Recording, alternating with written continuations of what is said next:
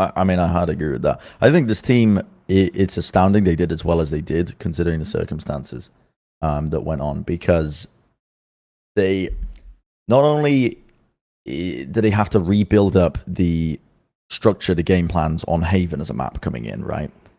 With 2 new players coming in. And I was always under the impression that they should have been good at this map because they were just playing old standard comp.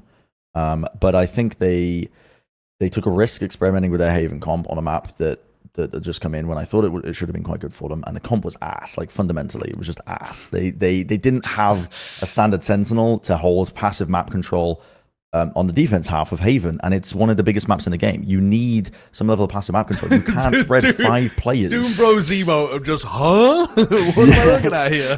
You can't spread 5 players across the map on Haven, and unless you have good ideas of how you want to aggressively take map control on the defense so that you have that mid-round information to work off of. They were working in the dark. They were literally like intentionally nerfing themselves with Fog of War by not running a standard Sentinel.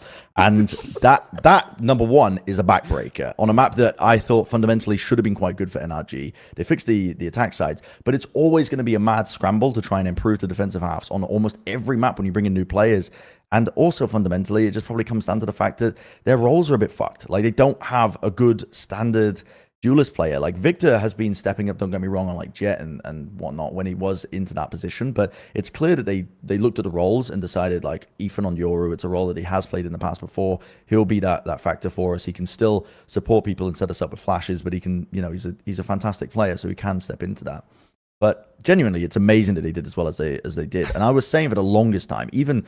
Dude, we were like in week 2 of stage 2. I was on the desk or something, and I was like, dude, this team should just give up and just focus on long term for next year. Like, I know they still have a chance in playoffs, but the odds are so low of them making it. Of course, they're going to still go for it. But I'm like, I hope that the org made this roster decision by putting in Finesse and Som, by saying to them, guys, we're going to build long-term focus to try and win for next year. This isn't just a panic button hit and we're trying to make playoffs and trying to make champs. There's no way we make a decision as an org like that and hit the panic button midway through. Of course we know what's going on, but it feels like they might have done that. But I was saying for the longest time that they should have just built long-term focus with this change and switch up. But yeah, for the fact that they even almost had a chance of making playoffs is astounding to me. Yeah, I think they did all right.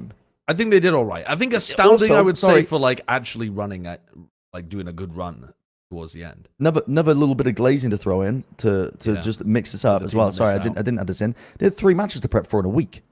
Yeah. That even a team that has clear game plans isn't going to be able to do that. Like, they don't even know what they were doing on half the maps. Like, genuinely, this team was chalked from the beginning. They were chalked, man. They were set up to lose. Sorry, you can go ahead. I didn't mean to.